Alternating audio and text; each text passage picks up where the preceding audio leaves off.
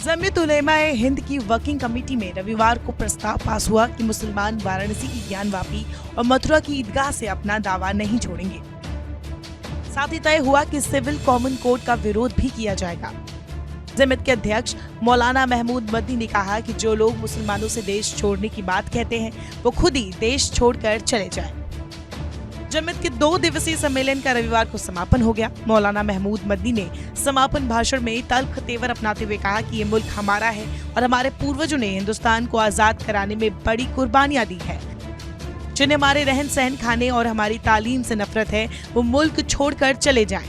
ये हमारा मुल्क है, हम यही रहेंगे। इस मुल्क के शहरी हैं, वो मुल्क हमारा है। ये अच्छी तरह समझ लीजिए, ये हमारा मुल्क है और जो हमारी जिम्मेदारी है इस मुल्क के लिए वो हम निभाएंगे हर हाल में इंशाअल्लाह। कोई समझौता नहीं होगा उसके ऊपर। हमारा मजहब अलग है जरूर, हमारा लिबास अलग है, हमारी तहजीब भी अलग है, हमारे खाने पीने का तरीका भी अलग है। और तुमको अगर बर्दाश्त नहीं है हमारा मजहब तो तुम कहीं और चले जाओ। उन्होंने कहा कि हम किसी से डरने वाले नहीं।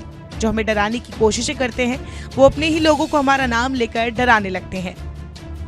हम अपने नजरियात और पॉलिसी से कोई समझौता नहीं करेंगे। कानून कोई भी बना लिए जाएं, हम अपनी शरीयत नहीं छोड़ने वाले।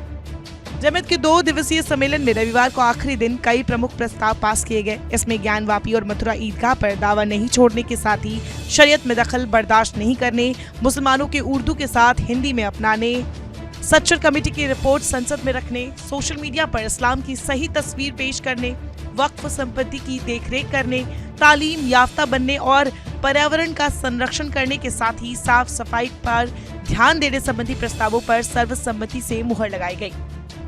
असम से AIUDF के सांसद और जमीयत उलेमाए हिंद की असम शाखा के प्रदेशाध्यक्ष मौलाना बदरुद्दीन अजमल ने केंद्र सरकार पर निशाना भी साधा। उन्होंने कहा कि समान नागरिक संहिता कानून मूल संवैधानिक अधिकारों से वंचित करने वाला है।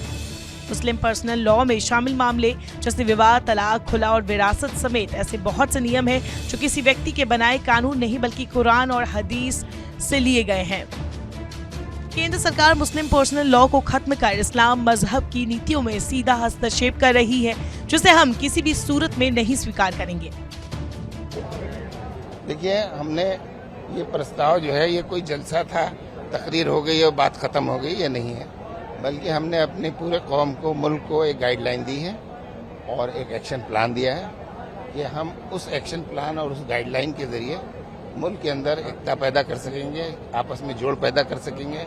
ऐसे प्लेटफॉर्म क्रिएट करने की कोशिश की गई है जहाँ के मुख्तलिफ समुदाय के लोग जो विवादित मसले हैं उनके बारे में बात कर सकें, समझ बूझ के साथ, ठंडे दिमाग के साथ। ये हमारी कोशिश है। बाकी जो ये तरीका अभी चल रहा है, जो टीवी पे दंगल का माहौल है, इस माहौल से बचाने की हम मुल्क को कोशिश कर रहे हैं।